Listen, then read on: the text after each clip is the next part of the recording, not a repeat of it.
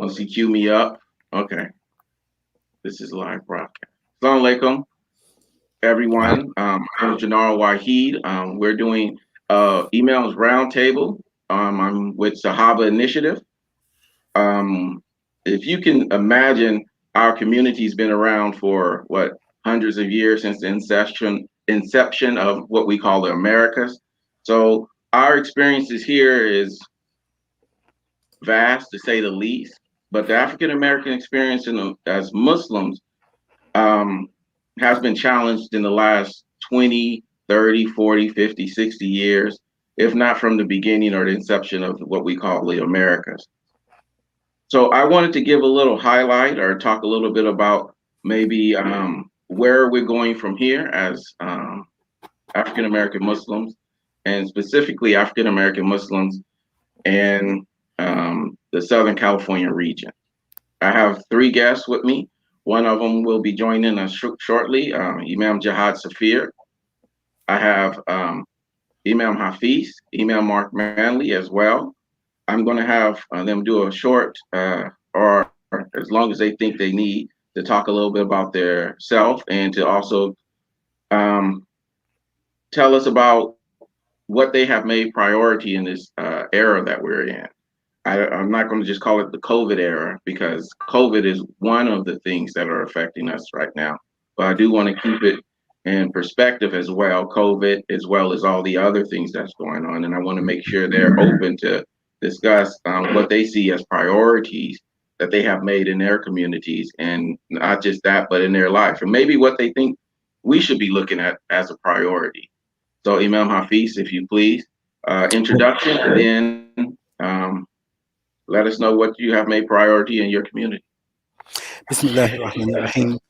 الحمد لله رب العالمين. والصلاة والسلام على Rasul Kareem. Sallallahu alayhi wa sallam. May Allah's peace and blessing be upon you for inviting me to be a part of this Imams Roundtable. And I do hope that, inshallah, something good can come out of this that will benefit the community as well as ourselves. A little bit about myself. Alhamdulillah, it's been a little more than 50 years that I embraced Islam while I was a college student at Tuskegee Institute, and under the leadership of the Dar al Islam movement at that particular time. Shortly thereafter, because I was still on campus, the student body grew Islamically, and I became imam as a student because there was just a few of us. We all joined the faith together collectively, and so we learned through that process. And one of my early teachers was Dr. Isan Bagby, who at that time was the first Amir of the community in Atlanta, one of the first African American Sunni communities in Atlanta back in 1971. And he later on went and got his doctorate degree, as did the imam at that time, Dr. Antar Smith. And they, encouraged me to stay in school. I was ready to quit school and just be Muslim. I mean, Islam was so powerful and so meaningful, and I wanted that to be my total priority. But they encouraged me to go ahead and finish school and to get things together through that way. And alhamdulillah, later on, I became imam in Gary, Indiana, and during that period of time, Dr. Ahmed Sakr, may Allah have mercy upon him, brought together imams from across this country. This was in 1977, and the Nation of Islam had come into the fold of Islam.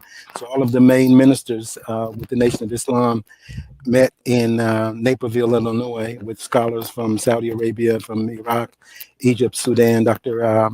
Jafar Sheikh Idris was one of the instructors. Dr. Muzamil Siddiqui had recently graduated. He was one of the instructors. Imam Siraj was one of the students, as well as Dr. Hassan Kareem. And we went from that 100 imams and leaders. They picked 20 to go to Mecca and study. And I was a part of that group that studied in the Mecca. And then I later got a scholarship to go and study in Riyadh at the Arabic Language Institute at Jamiat Malik Saud. And I was there with my wife until 1986. And then upon coming back to the United States, because my intention wasn't to live overseas, even though I was working in radio, I was teaching at the university, but my goal was to come back to America and to work with our people. And in particular, I was thinking of working in the South.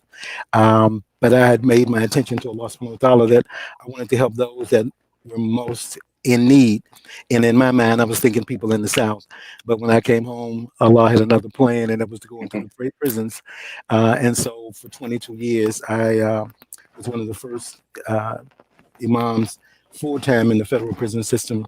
And I was able to be there where a lot of the changes were made. We were able to implement a lot of the things that are still in place now, the policies that really gave Islam, inshallah, a better foothold.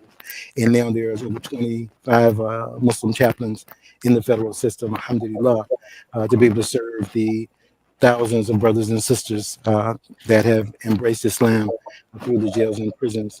I retired 11 years ago, and about 10 years ago, I began to work with the Shura Council with their prison outreach program to continue to serve the African Americans in particular in the jails and the prisons, as well as to try to orientate our communities to be sensitive towards the men and women coming home from the jails and prisons as they transition back into the community. And then a couple of years ago, following the passing of our beloved Imam, Omar, may Allah have mercy upon him, I was asked to become the Imam of the masjid in Long Beach. And so I've been serving in that capacity. When this pandemic began last year, unexpectedly, the way that it did prior to Ramadan, the main priority, initially was, taking care of myself, my family, staying positive, and trying to make sure that the community would have a successful Ramadan. And alhamdulillah, Allah subhanahu wa ta'ala navigated us through that, and we were able to do as best as we could under the circumstances. But we've continually looked for ways to find opportunities, through this difficulty, and not allowing this to be something that we look at as from a negative, but looking at the consistent opportunities Allah subhanahu wa ta'ala is placing before us to serve Him better, to serve each other better. And one of the questions, is how that we worked with other African American communities through our food distribution. Every time we get food from different Islamic entities, whether it's the Zakat Foundation or Islamic Relief, or the Masjid in the county, we call Masjid Bilal, as well as Imam Saeed at Masjid As-Salam, and we share whatever we have with them, and they do the same. Stay in touch with each other and making sure looking out for each other's communities and trying to just be there for each other and encouraging each other and doing the positive things. One of the things we're continually trying to do is make sure that our young people, our youth, from the African American and the African community in particular, as well as all of the Muslim youth, find ways through this deep moment again of being positive and finding their lane, of doing something good and consistently encouraging them to do things good. And alhamdulillah, we have a chance to look at and see what Islah young people have been doing under the leadership of Imam Jihad. And that's been so inspirational with the cartoons and other things that our youth can look at and see that they can now, be creative. And I think this is just so wonderful, is that we try to pass this mantle to them and letting them and empowering them, putting them in a situation where their voice is heard and their energy is accessed, and that we again give them a platform that they can do good, inshallah. Barakallah fiqh.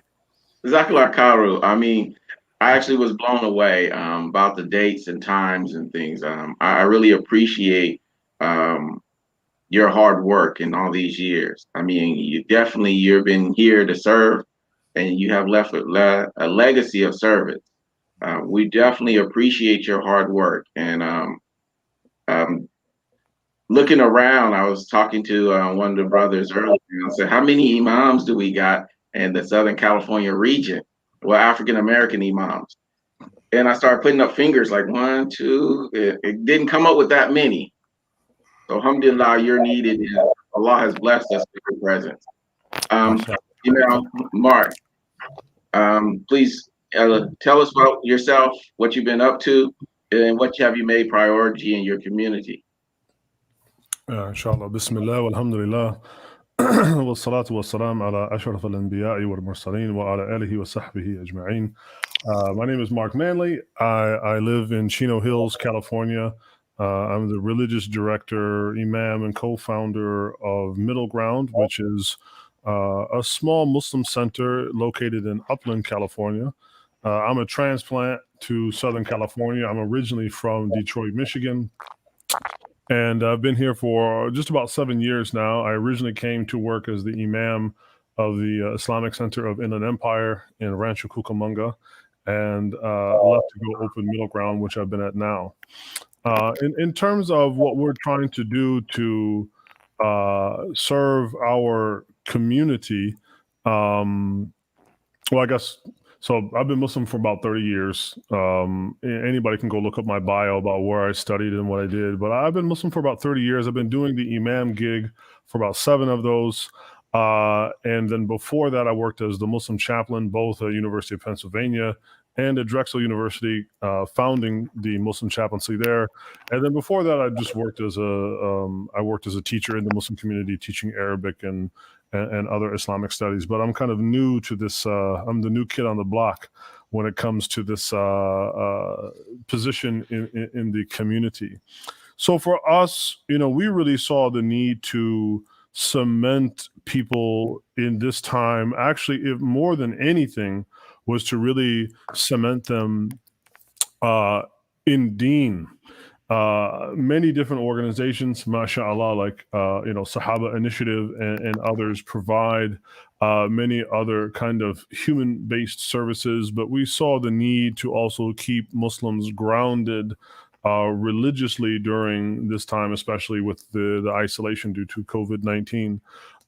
So we've moved everything online, and we've continued to hold down our weekly classes.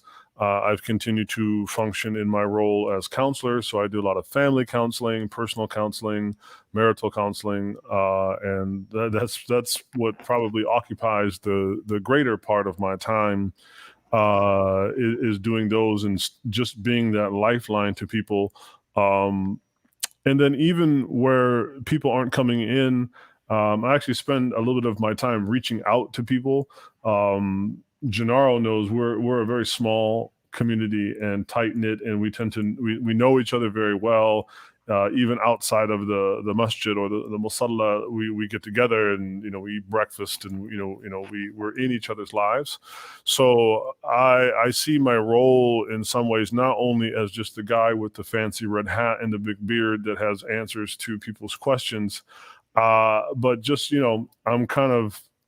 I was, just for clarification, I was never in the Tablighi Jama'ah, but that dude that goes door to door, proverbially, like knocking on you, giving that da'wah. So shout out to my TJ, brother. So trying to keep that spirit alive, even though I never won a khuruj, I was never in Tablighi Jama'ah, but still, trying to just, stay in people's lives and let them know that there is somebody here, that inshallah we're doing our best to carry things forward, and to also remind them to have, for lack of a better word, kind of an Islamic perspective on hardship and difficulty, on isolation, and to stay connected to those, those qasas or those stories that we read in the Quran and from the life of the Prophet sallallahu alaihi wasallam, to remind us that, inna ma'al usra yusra, with hardship comes ease, and that part of the with ease is, that can be us, inshallah. We can, just by calling and checking on people, I've noticed that more than anything, whether it's a phone call, a text, commenting on somebody's post on social media, and then that sparking like an opportunity for them to, just to open up a conduit for conversation.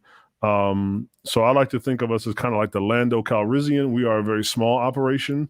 We're very small. We don't have quite the mega resources of other masajid, but alhamdulillah, we seem to there's no shortage of people to reach. So that's pretty much that's my story. I'm sticking to it, and that's what I'm doing right now.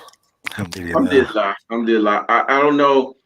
For me, Mark has always been a person I go to because he likes to read, and he tells me when I'm, going a little bit off on my reading. So I always appreciate that little guidance. He pushes me a lot sometimes, but okay. Give you that Sherman Jackson book where you need a dictionary to read. Yeah. And it's okay. I appreciate it. So last but not least, the hardest working man here, Jihad Safir. You got like 30 jobs, man. Hey, man. Alhamdulillah.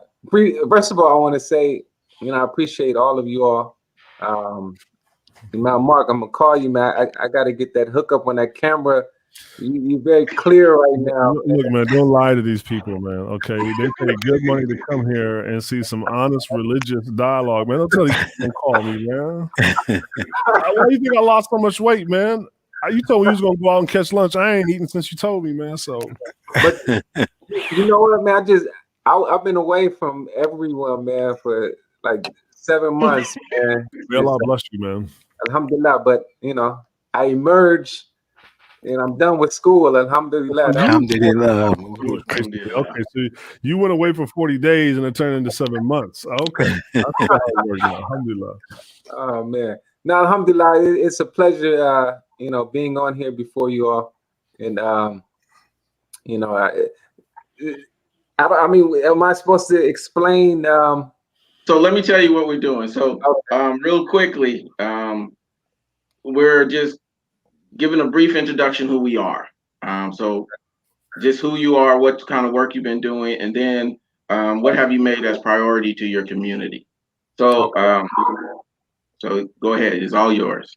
Okay, so alhamdulillah. So I'm the president of Islah LA, the director of Islah Academy, and I guess the Imam of the religious portion of Islah LA. And alhamdulillah, we have a few things going on. We have our weekly food pantry, in which we are able to serve over 200 families every week. And then also we have 4 houses in which we it's for the formerly incarcerated and also those who are homeless. Homelessness is a big issue in Los Angeles. So we are definitely trying to do what we can do to support those who need housing. So we have 2 houses for women, 2 houses for men, and also we have a few services. One of them, Next Steps Fellowship Retreat, that is for those who are formerly incarcerated, are returning citizens, in which we have a 4-day retreat. So we have that inshallah coming up soon. COVID has kind of shut down a lot of stuff, but we definitely plan on revamping that. And then also we have our school. So our school now, everything is on Zoom, but alhamdulillah, we have a Muslim private school for low-income families. People who under normal circumstances, they would not be able to afford the expensive tuition of many of our Muslim private schools. But alhamdulillah, we have built an environment to protect them from the public schools in the inner city, which we know the term in regards to the school to prison pipeline, which is very real. In that particular neighborhood, just as an example, in the Muslim community, I look around and I noticed that the young brothers and sisters who used to attend the masjid with me, they definitely got caught up in the inner city culture of gang banging, and then the violence, the drugs, so on and so forth. So we wanted to protect our generations to come from that. So alhamdulillah, we have Islah Academy, K through 8th, and we're still trying to continue on. It's a struggle. Private schools have been hit hard because of this COVID situation. So, make dua and definitely show some support and love to Islah Academy. Inshallah, Zakla Karu, and I just hang with Jihad. That's about it. I'm not gonna talk. I just hang with Jihad. I do. Man, you talking about hard working, man. You be putting in work, man. May Allah bless you, man. You be putting in work. I'm telling you. Alhamdulillah. But I don't have 40 jobs like you, man. But anyway. No, you got 40 jobs. When he started like, I got a school, another school. I just got a degree in school. But the problem is, we got 40 jobs. We just ain't got 40 titles. That's the thing. Man, Jihad got 40 titles. I got like one title. That's it. I can't get another title. They won't even let me buy one. Now president, director. Yeah, and the advice that was given to me, and I probably give it to someone else, is that what are you doing? Opening a school? What? Getting housing? What? And sometimes it's better to just perfect, one thing. But my personality, something wrong with me, so I can't help it. But alhamdulillah, I really do appreciate you, Jihad, and the work that you do in the community. I know the work is hard. The people don't appreciate it, and your pocket's always skinny because they always wanting something. But it's okay. We appreciate you. I can't get your pockets back, but I definitely can. We can put some advertisement out for your organization, definitely, to make sure the money comes in for you, man, because it's needed. It's needed. Oh yeah, it's definitely needed. The next question I had is, in this time that we're going through, I know with the presidency and a lot of other things, a lot of people have been feeling like afraid to go out, afraid of their neighbor. How do, as a community, starting with Jihad, I'm just going to go back in reverse. How are we trying to make our community feel safe in this environment? How do we try to give them security or sense of security in this environment?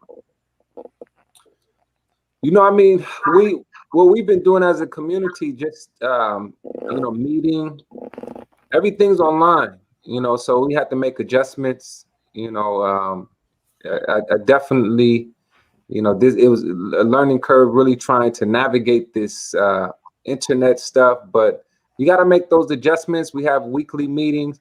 My focus right now is just, it's very difficult to be over a community that doesn't like each other. So one of the things that, as Imam Mark was saying, man, you want to build a community. They enjoy each other. They go out to eat.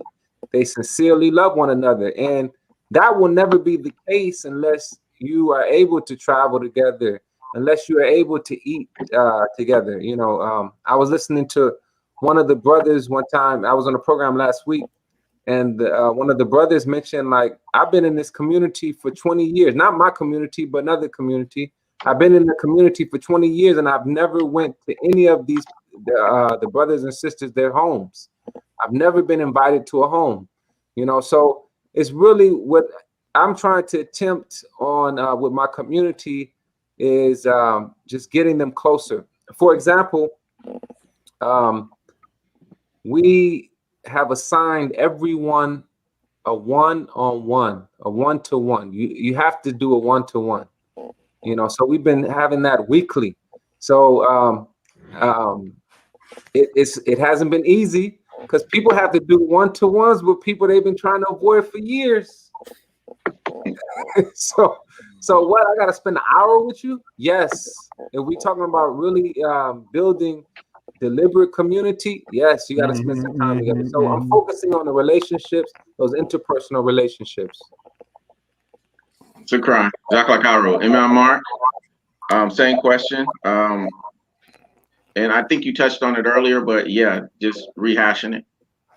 So we, again, we've decided to kind of take a sort of a different approach again, because our focus, even though sometimes I think middle ground gets mislabeled as a third space, and of course along with that comes like what does that even mean? People don't really know what that means. And we are, really emphatically and kind of unapologetically a religious space, religious social space. And so what I've tried to do in this time is remind people, one, that as you talked about fear, it's alhamdulillah, it's wonderful that we have all these organizations that are doing things to help people, deal with fear. And that's wonderful. So I'm kind of like that one dude that's like, that's wonderful. MashaAllah, we will support those efforts.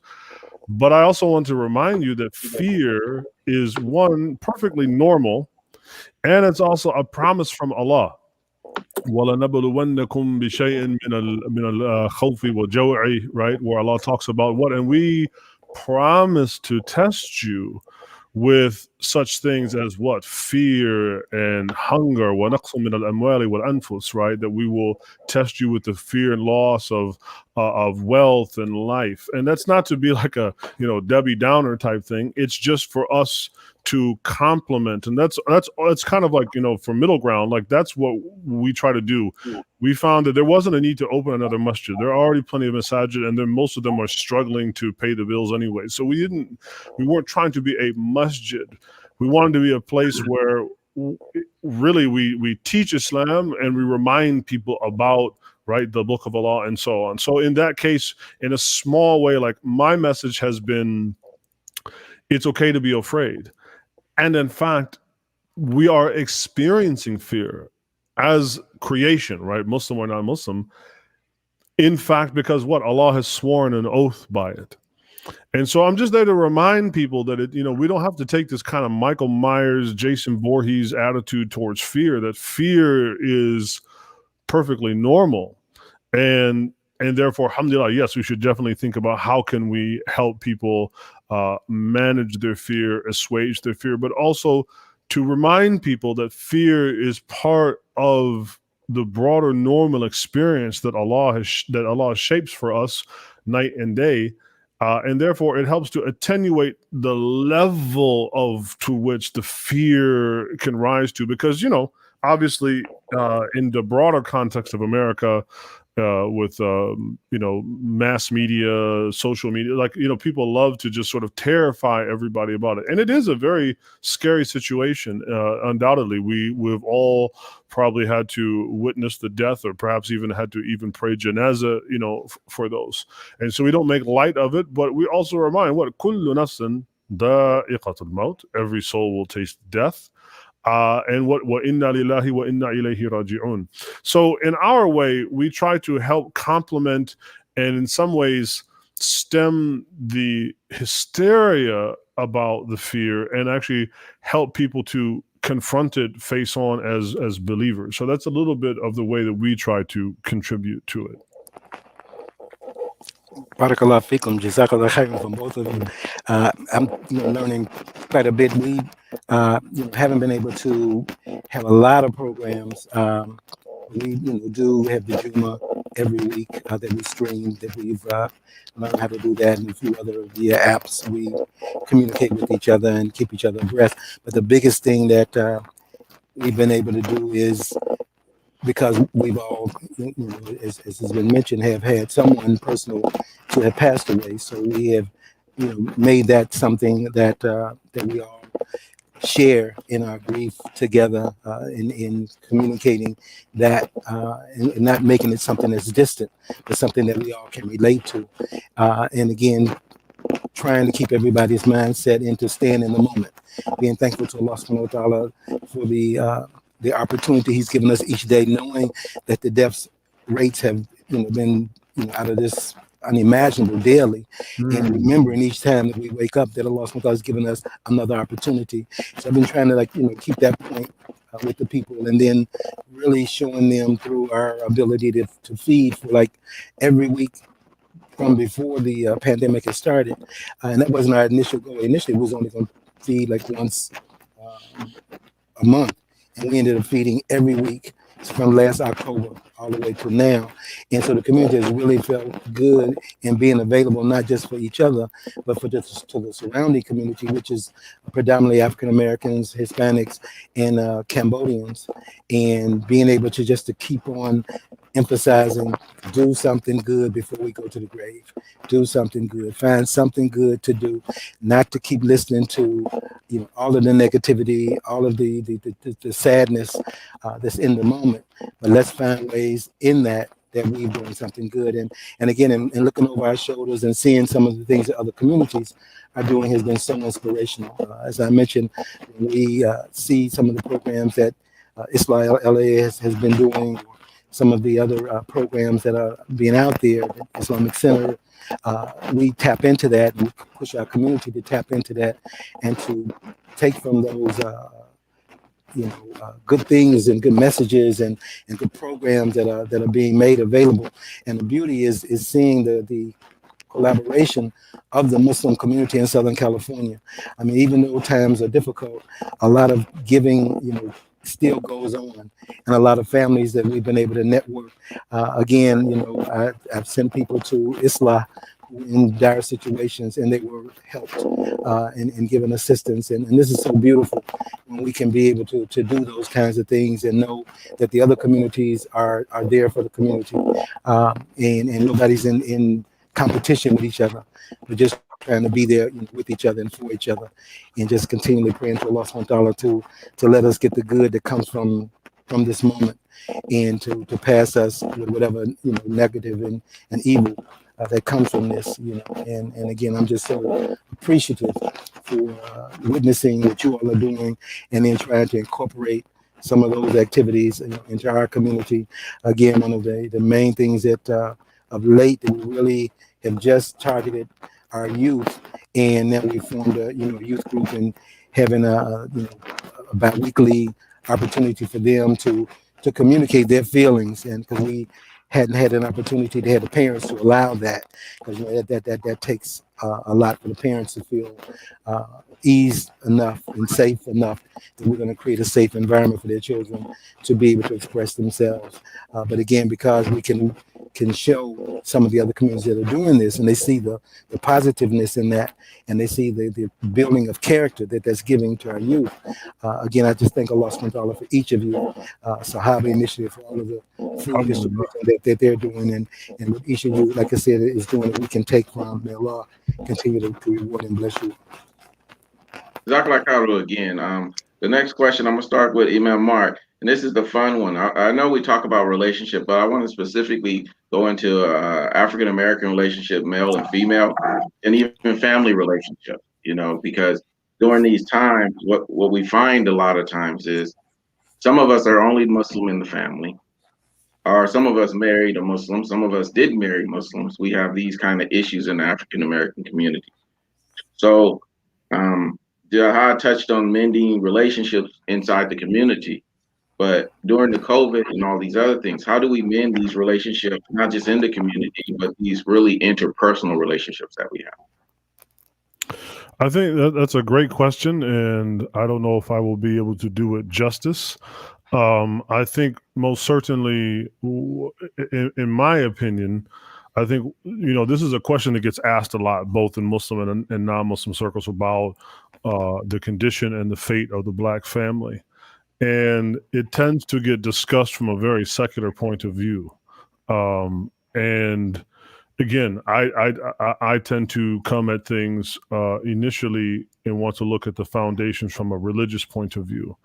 And if we want to, what is it that is going to penetrate a person's mind, heart, personality issues, shortcoming? What is it that's going to it's going to be the penetrating oil to get in there and allow those nuts and bolts to get a little bit of penetrating oil so they can start, moving. And to me, that is the relationship with Allah. And so I've become really concerned that especially in the last, especially the last decade,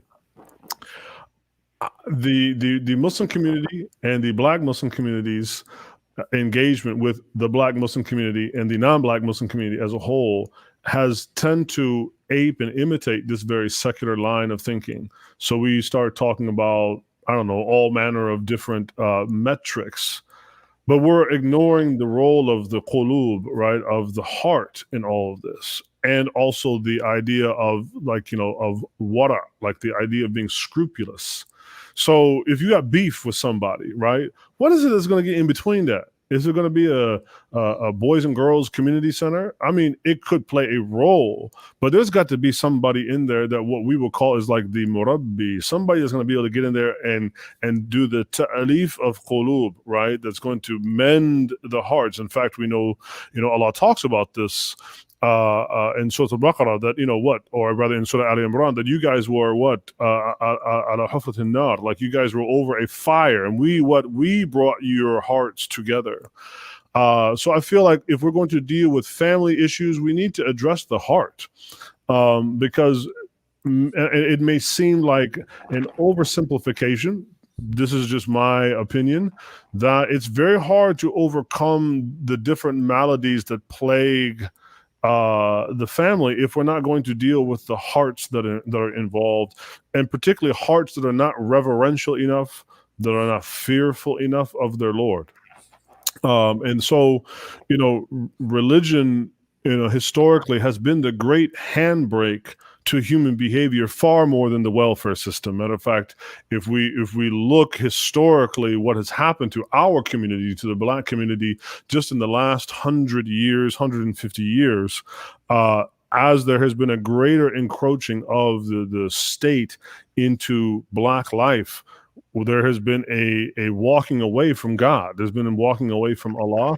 And then out of that, we have seen a whole cadre of detestable behaviors emerge, and then try to get either placated or explained away or even indulged in some cases, versus saying, like, this is ungodly behavior, right? This is simply intolerable, ungodly behavior. Now, that may not sit well with some people, and they are welcome to take whatever other approaches they are. But for me, in my own experience of having been in the Muslim community for 30 years, and in fact, if we look at our own history as so-called black Muslims, including the heretical movements, right? Sure, we can criticize the aqidah and the beliefs and the creed of the Nation of Islam, as we should. Anybody that believes that God is a man, I don't care if it was a white man or a black man, you're out of bounds. However, putting that to the side for a moment, why is it that the nation, and I don't mean to mythologize the nation, there are many things that the nation did that also clearly were wrong, but they were able to connect with the salt of the earth, Black man and woman, in a way that rectified them and also imparted them a sense of not just dignity, but of personal accountability, and also communal accountability, right? Like in the nation, you couldn't be putting your hands on people in your family, or not going to work, or dress, in a disheveled way. That was intolerable in the nation. And we have, by and large, even in so-called Sunni Islam, where we do have the correct aqidah and the correct fiqh and all these other things, that being said, we seem to be failing to connect people in this very way that, in person, is something very prophetic from the Sunnah of the Prophet ﷺ, that he was able to, as he said, like he was able to effectively deliver the message in such a way that it conveyed to people. Like when the young man came to him and said, "Ya Rasulullah, I'm not comfortable with this prohibition against fornication. I want to fornicate." And he put it to him in such a way: would you want that to happen to your mother? Would you want that to happen to your daughter, your wife, the women in your family? And once he put it to him in that way, it's like, okay, I can put a handbrake to that behavior now. So when we start talking about Black families, we need to do so in a way that it, in my opinion, a strong aspect of that needs to emphasize personal accountability, of which we have plenty of examples in our history, monikers such as do for self and all those other kinds of things. And I think that we should be mature enough now as a Black American Muslim community that we can appropriate those things from our own history, including our own non-Muslim history, as long as obviously you remove any aspects that are creedally unacceptable. and apply them again, or at least study them. If not, they're going to be applied verbatim. But clearly, the current tactics we're using, they're not being effective. Karu, thank you for sharing. And that is a challenging question. I mean, I heard from many people like, "Oh, you're a hood, but now you come to the deen, you're soft, so you're not afraid. You're afraid to stand Maybe up in and be a some ways, man." right? I mean, Allah talks about the hards that are hard, right? Mhm. So there's a difference between having rijala, right, Mhm. having manhood, and yeah, there's some parts about being a man that's tough. You know, you go out, you work hard, you stand up for what you believe in, you protect your family. Yeah, it's true. But then at the same time, if your heart is hard, you will not be close to Allah. Right. So we have to have also a new definition, truthfully based upon the teachings of Islam, upon the Quran of the Prophet Muhammad sallallahu alaihi wasallam, to requalify, what these various slogans are, so that hopefully we could redeploy them in a way, right, that would be effective, so we don't necessarily have to reinvent the wheel. Karu, Jihad, same question. I don't know if you can follow that. This brother got a PhD, man. Don't worry about that. He got it. Dr. President, Alama, Ustad, Maulana. He got it, man. You gotta unmute, Jihad. You gotta unmute. Okay. No, you know what? I think Imam Mark, I mean, we could probably talk for hours about even this, this topic. Just to simplify, just taking it back to the Prophet Sallallahu Alaihi Wasallam and Hanbala and Abu Bakr Siddiq. Alhamdulillah, he felt he had become a hypocrite, right? Because when he was away from the Prophet Sallallahu Alaihi Wasallam, when he was with the Prophet Sallallahu Alaihi Wasallam, it was like he saw, paradise and hellfire close. The environment. Then he got around his family, and he had to attend to their needs and somewhat a distraction. So he says, "Am I a hypocrite?" Right? He went to the Prophet Sallallahu Alaihi Wasallam. He was concerned, genuinely concerned, and just showing his mindset in one environment, how it switched. He's in a very religious environment around the Prophet Sallallahu Alaihi Wasallam, and then being around his family, mindset is switching. But it's showing you how the environment, how much the environment impacts your mindset, your behavior, so on and so forth. I always look at the supportive conditions, right? So the black family, we were not born, despite what we hear, we are not inherently criminals, thugs, and so on and so forth, right? So we know that, we know about the fitrah, which we know a human being, the innate potential to make a good decision, to make a right decision, to be directed towards Allah subhanahu wa ta'ala. It's the environments that we come up in. For example, a young man who grows up with a clearly bad father, an abusive father, right? How is that going to impact him? A young man who grows up with no father, how is that going to impact him? A young woman who grows up with an abusive mother or no mother, how is that going to impact her? What we are expecting from our people, it's very difficult to expect from someone if they lack supportive environments, need supportive environments, supported with supportive conditions in the environment, right? Like, this is the social scientists, they'll tell you we have the Quran and the Sunnah. I mean, we can see all throughout how environments impact people, right? what I'm looking at in the environment where we at, right? They have the self. The self. One of the things that we learn is that the self is also a product of the environment. So if I'm growing up and I see these environments that don't support families, right? How am I supposed to come out just a good family man, right? So at the masjid, that's what we, I think, have to focus on. Religion, setting up supportive conditions within the environment, right? We expecting a brother to become a good Muslim husband when he don't see no good Muslim husband in action.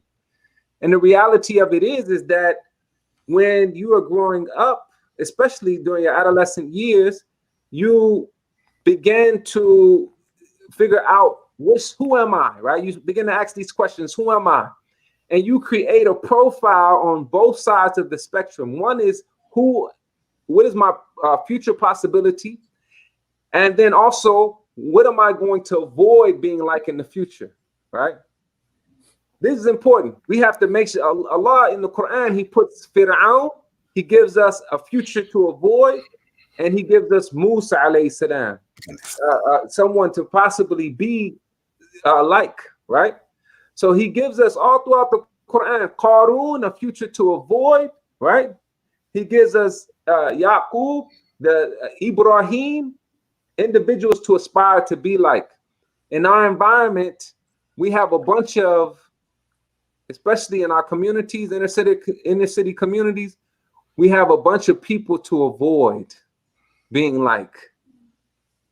But we don't have enough people before us to be like. And it's a shame that these are the people who are being uplifted, the people to avoid. Be like so-and-so, who we should be trying to avoid being like. But this is the image that's placed in front of us. And you expect us to be good family people? When the images that's placed in front of us are the people to avoid. So supportive conditions. We can go all day on this topic. We're gonna go to Imam Hafiz and get some pearls of wisdom from him as well. Inshallah. Barakallahu fikum. Inshallah, I think, as both of the Imams have expressed some of the surrounding impacts on why, the issues are what they are. I mean, also Black people don't live, isolated. They are part of this world and this society that does not, enhance that which is right. And so we have all those factors that play into, the end result. I think one of the things that Imam Jihad, may Allah bless him in this community and what they're striving to do is having a school. I mean, one thing is creating an environment where young people can be nurtured as early as possible and to be protected from the onslaught of what happens in the public school system, where the secular is the emphasis rather than the spiritual, so that you're giving the kids the tools to be able to access that which can give them the ability to overcome their environment, which Islam can be able to do. I think Brother Mark mentioned something that also is an instrument, that's a tool.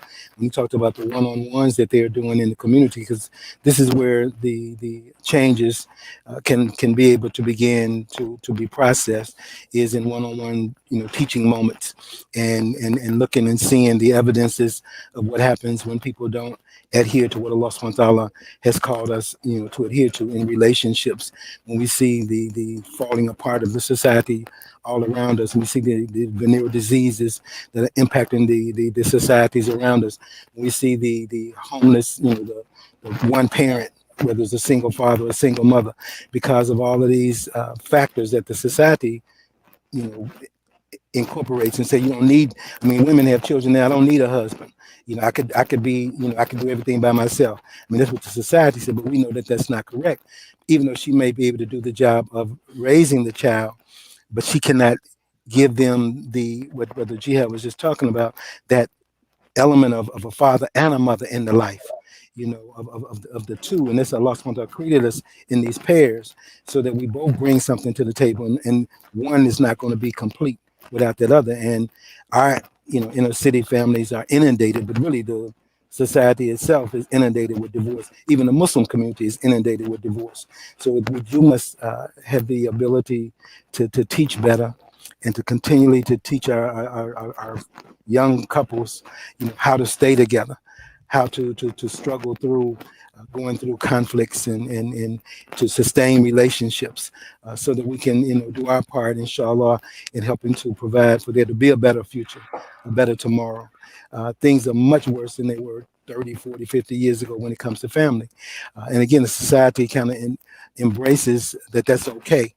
And what we, from a spiritual base, inshallah, must wrap our arms around our youth, our children, our young couples, and give them, the consistent reminders and examples.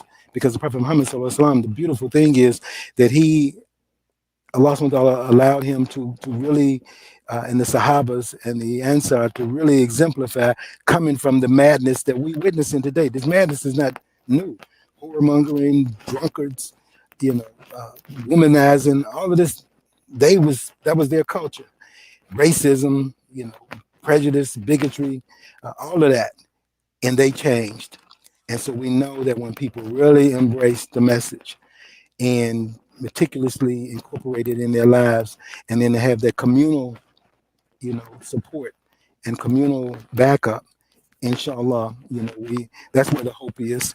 And this was so beautiful about what Brother Mark and Brother Jihad are doing, as far as providing an atmosphere where they're creating these kind of communities that are micro, but inshallah can turn into being macro in the society, inshallah. And even what Sahaba is doing is creating these kind of small communities that is showing that this is something that can actually happen, and it is happening.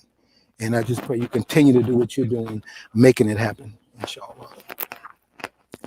Can I add something to that? Go ahead. Just really briefly, alhamdulillah. Imam Abdul Hafiz just really laid out a wonderful observation and articulation, and then Imam Jihad, who had mentioned, I think you meant, or you either referred to Peter Berger, right, and his idea of the plausibility structure, right, which is that one of the issues that our community suffers from, both the Black community in general and the Black American Muslim community in general, is that both are suffering from the implausibility of holding on to and propagating religious / traditional values. And that I think that the only way that we might be able to stem the tide of that is that men have to step up to the plate.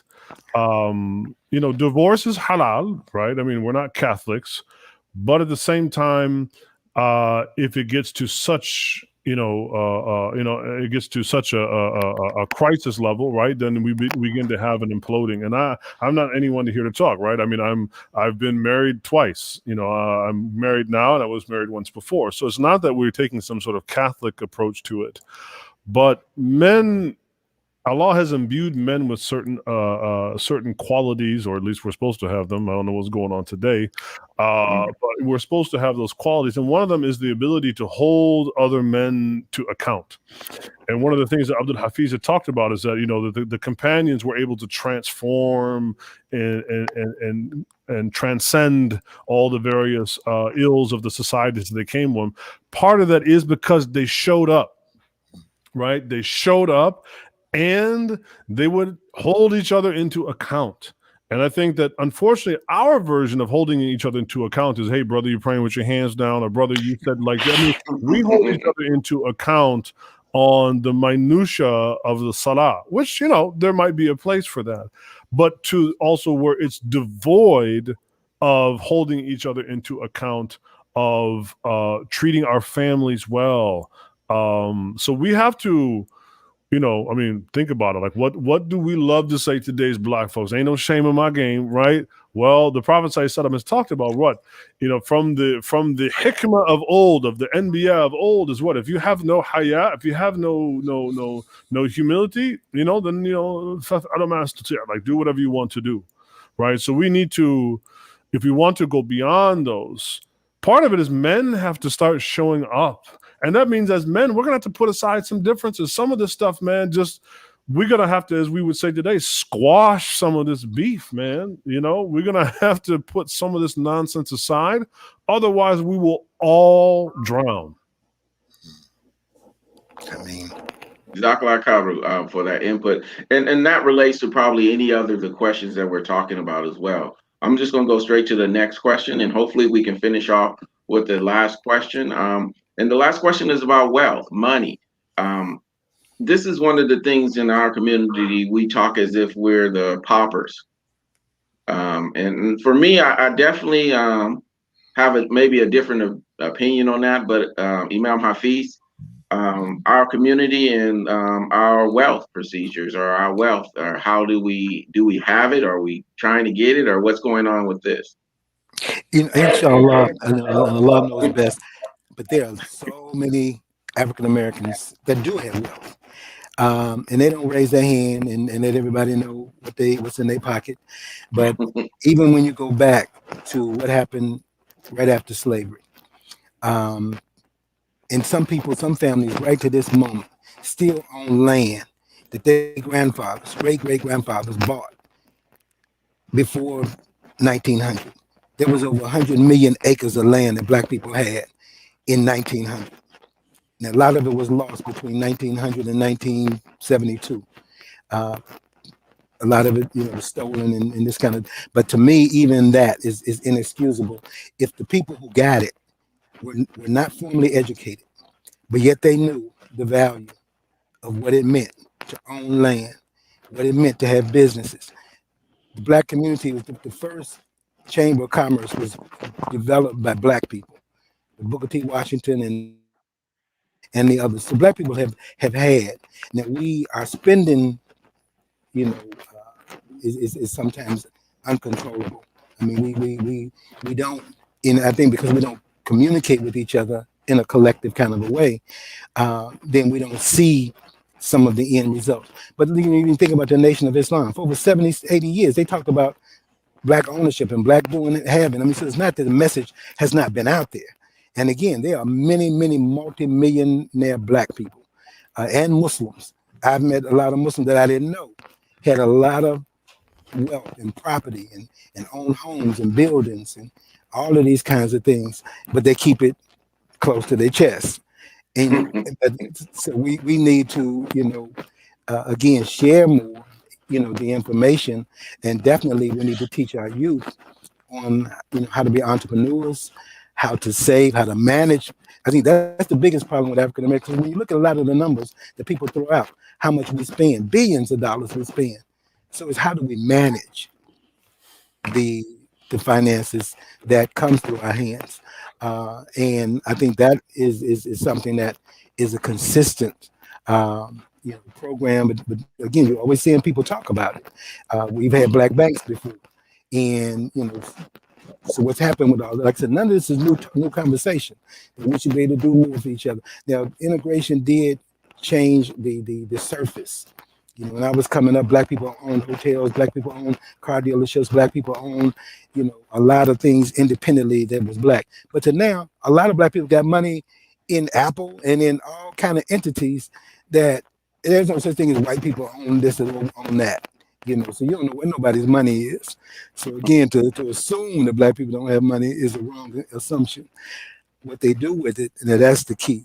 Do they spend it on entities to support black, universities, black education, and those kinds of things? I think is the question is before us. And we as African American Muslim community, I don't think we have the large middle class status across this nation. I don't think that is there, but there are many African American Muslims who are very wealthy. Again, what they do with their wealth, that's the question. If they support inner city activities and operations, I don't know if that is, if we can track that or trace and see that they're doing that. But it's not because they don't have it. It's just a matter where they. I'm gonna try to move a little bit faster. I'm sorry to cut you off. We're about to hit the 6 o'clock, and I wanted to do get everyone this question, and then we'll have a little bit of discussion. We might be a little bit over the hour, maybe 10, 15 minutes, hopefully not, but we'll try to move as fast as we can. Imam Jihad, you're muted. You're next up to bat. The question is about black Muslim wealth or wealth.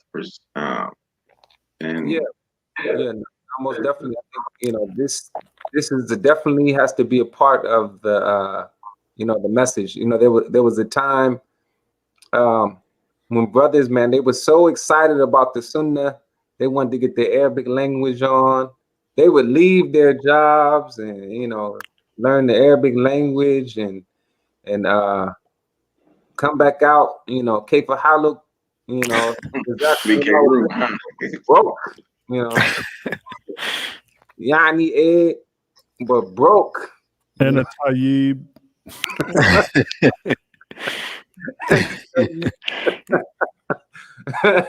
But broke, huh? Yeah, but that, the emphasis now has to change. I mean, what has happened is that the broke imam don't look cool. You're not gonna motivate none of the young people to be an imam. Matter of fact, like we said, the imam will motivate an avoidable self, and that's supposed to be for Fir'aun, not the imam. So we have to look at that. Allah is Al-Razzaq, Allah is Al-Ghani.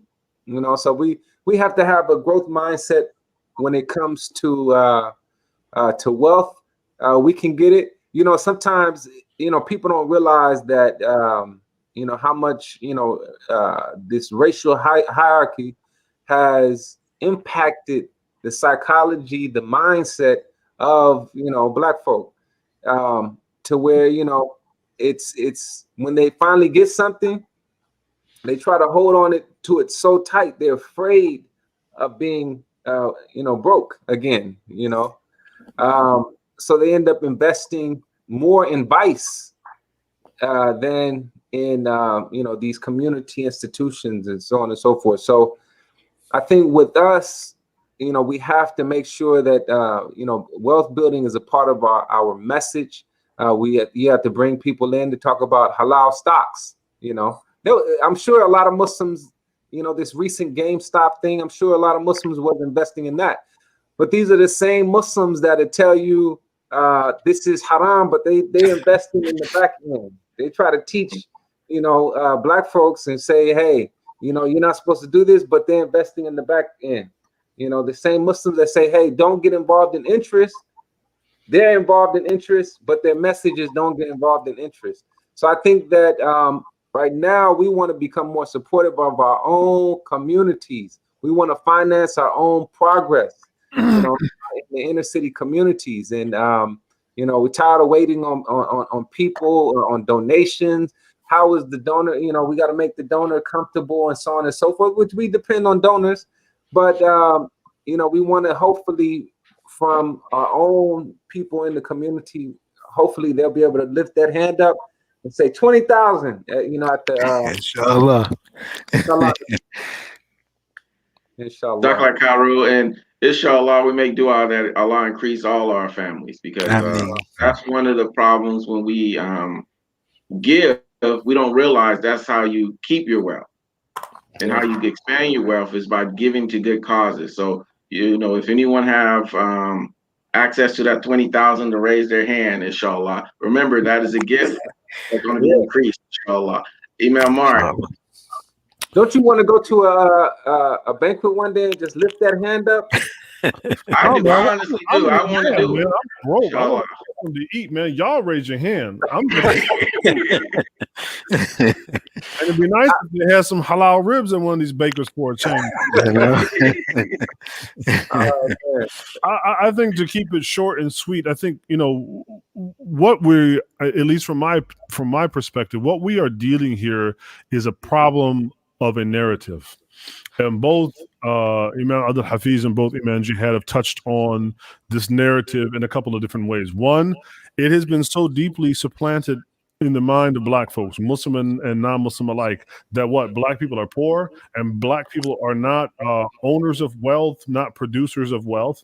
And so even when we do get some money, right, that's all we get. We get some money, but we don't get any wealth, right? Yeah. And so one aspect we must understand about wealth is not only a particular or peculiar set of characteristics and traits. Wealth is a culture. And that's what white folks got. Let's just be honest. Not every white person is wealthy. There's a lot of broke white people, but there's a culture of wealth. And then the same thing when we look at our so-called immigrant or foreign-born or coming from a foreign-born origin Muslims. Number one, this is a total myth. Most of the Muslims that came here in the 60s for education, they came here broke. They came here broke. But what they had was a culture of sacrifice, mutual cooperation, and generosity. Now, fast forward to 2020, it's become the new cool thing to throw all of our immigrant brothers and sisters under the bus. They're all racist. They're all anti-black. They're all blah, blah, blah, right? Let's just be honest.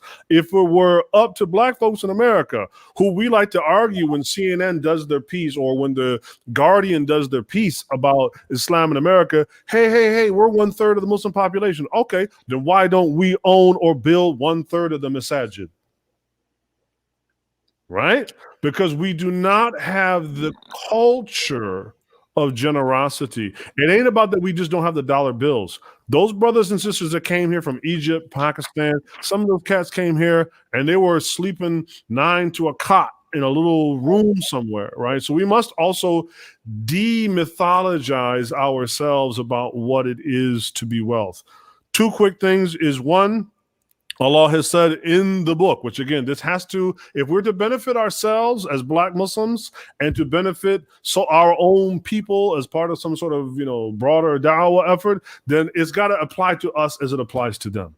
Right? And Allah has said in his book, what Bismillahir Rahmanir Rahim, وَبَتَغِي فِي مَا أَتَى اللَّهُ دَارَ الْآخِرَةِ وَلَا تَنْسَى نَصِيبَكَ مِنَ الدُّنْيَا. Right? Allah has said, by any means necessary, to quote our brother Malcolm, right? By whatever means that Allah provides, so you seek your means of akhirah, but don't forget about your portion of this life, right? And then if we look at the beautiful hadith of the Prophet ﷺ, he said, what? La hasada illa fi ithnatain. That there is no jealousy that is permissible except for two kinds, right? Rajulun atahu Allahu malan, one that Allah gives wealth to. So Allah gives wealth to a man, not to a white man, not to an Arab, not to everybody else but us, right? Allah gives wealth and what? And then فَصَلَّتَهُ عَلَى هَلَكَتِهِ what? عَلَى الْحَقِّ. That he spends it righteously as a means of what? Saving himself from the fire and brings about good. And of course, the other is what?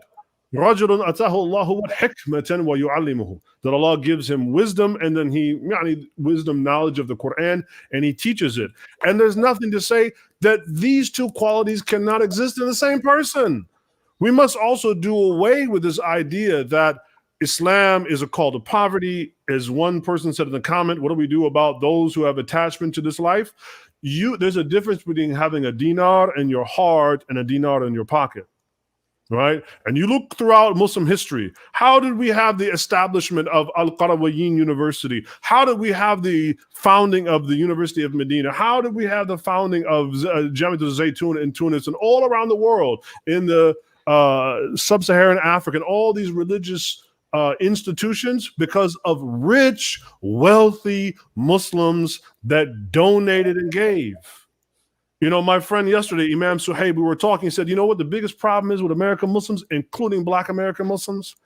We are all about cultural production and nothing about institutional religious production. That's why we can look 100 years later of Islam being in the Black American community, and we want to cry about we don't get representative 1/3 of the American Muslim population. But when it comes to the institutions, to the Islamic schools, to the masajid, we don't own 1/3 of them. So we have to really change the narrative about what it means to be Black according to God himself, to Allah subhanahu wa ta'ala. I mean, Jazakallah khairu, Mark. I mean, I like your fire, man. Alhamdulillah. But I want to touch on the last question just real quickly. I want to make sure we touching on the things that we mentioned earlier as well. Southern California Muslims in about 2010, we estimated about 500,000, about 500,000. Of those amount, we're probably about 15%, Southern California. But of course, we know it's 2021. That's 11 years ago. So we know this number has increased. We got more people running around. But if you look at that, we make up 75,000 of the Muslim population in Southern California, according to that statistic. Now, if we asked every African American to donate for a cause, we can get $1 from everyone. That would be approximately $75,000. And if we do that once a month, that'd be almost $1 million. So if you think we're poor, we think we're not poor, just sheer numbers with an agenda can change the dynamic about it. How much we all spend on Starbucks? I'm doing low balling. I'm low balling here. That's the problem, man. Right? You need to dream big, man. That's $1 million a year. I'm just saying to building an agenda for our culture just in Southern California. If it's just building institutions of education, building institutions of productivity, building institutions of just education and knowledge, whatever the institutions we're talking about building, if we had a African American agenda, what direction do you think, and I'm gonna go to each one of you think we should move in? Just putting the African American agenda, let's say, is it there? We have it. What do you think should be priority in that? And Imam Hafiz, I'm gonna start with you first.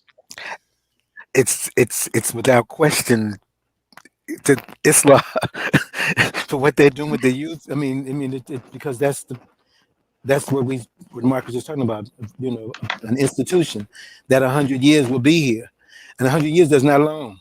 I'm 71 already. I mean, 100 years goes by really quick. You know, so that would be what my 10 cents or my 2 cents would be to definitely they're establishing an institution from the ground. Its roots is solid. Its administration is solid. I mean, I think that would be the cause that I would be 100%. If we wanted to come up with something, they already got the foundation. Let's do it. Let's do it. Alhamdulillah. Imam Mark. I agree. I think we don't need to necessarily constantly refashion the wheel. I think we should look at what we currently have on the ground, how we can improve it and how we can expand it. I also think that we must prioritize education. And that has to be a hybridized education, one that will produce a mu'min and a mu'mina, right? Because we're not in this hyper secularized, atheistic, like just obscene age that we live in. We cannot take our children's iman billah for granted.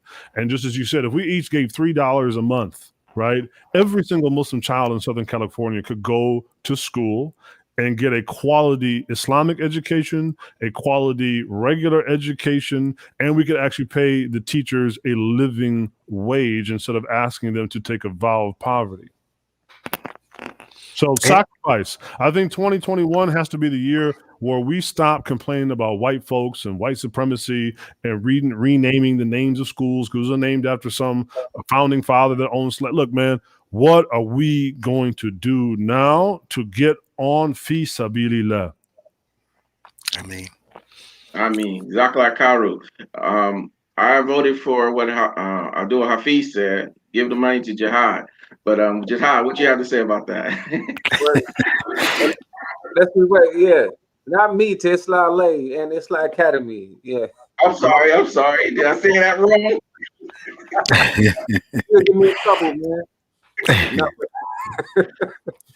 No, we have to build up our institutions, because it's it's bigger than myself. I'm trying to pull even what we have going on away, toward as we grow, it's less about the individual. So it's moving away from charismatic leadership into a viable institution that can be passed down.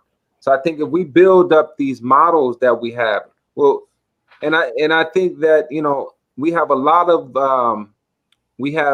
lot of buildings right around America, but we don't have too many models. We don't have many places where we could say, hey, this is the model that this building is premised off of, right? This is the structure, right? So I think it's important for us to begin to look into this idea of, approaches and models and paradigms to figure out how we can duplicate it, put it around the country, and we can have Islah San Diego, Islah Riverside, Islah New York, so on and so forth. And it's not that I'm pushing Islah name out there. I'm just giving an example. But I'm saying that, I'm about right now building models so we can, so for example, we can inherit a name, right? Like Imam Mark was saying, like we can name a school Islah Academy or Islah or another place Islah LA. But do I have something to hand them, a culture to hand them, a model to hand them, a paradigm to hand them, some resources to hand them? So we have to build up a model and run with it, inshallah. Inshallah. Karu, I appreciate all your help and actually staying the extra 15 minutes to share. We're going to end this in the way that we should always end things, in prayer. I'm asking Mark if you would do us the honors. بسم الله الرحمن الرحيم الحمد لله رب العالمين وصلواته وسلامه على رسوله الكريم وعلى آله وصحبه أجمعين. اللهم أعنا على ذكرك وشكرك وحسن عبادتك واجعلنا من أهل القرآن واجعلنا من أهل سنة رسولك وصل وسلم وبارك عليه وعلى آله وصحبه أجمعين واجعل أولادنا من المتقين ومن المحسنين ووارثين الدين آمين. ولا نعبد إلا إياك يا الله سبحانه وتعالى ولو كره الكافرون. بسم الله الرحمن الرحيم الحمد لله رب العالمين الرحمن الرحيم مالك يوم الدين إياك نعبد وإياك نستعين اهدنا الصراط المستقيم صراط الذين أنعمت عليهم غير المغضوب عليهم ولا الضالين آمين. Ameen. Zakallah Karu for everyone who watched, and Zakallah Karu, remember, support our Muslim leaders. We have Sahaba Initiative. Support Sahaba Initiative. Alhamdulillah. We have Jihad Safir. Sahaba, definitely. Yeah. We have Imam Mark and his middle ground, and we have Abdul Support Hafiz. middle ground. Make sure you support Middle ground. Definitely. And the Imam at Long Beach, which, alhamdulillah, I have been there. Alhamdulillah. We just say Zakallah Karu for all of you, and Allah bless all of you, and thank you for those who watched. Zakallah Karu. Assalamu alaikum. Alaikum salam. Check Abdul Hafiz.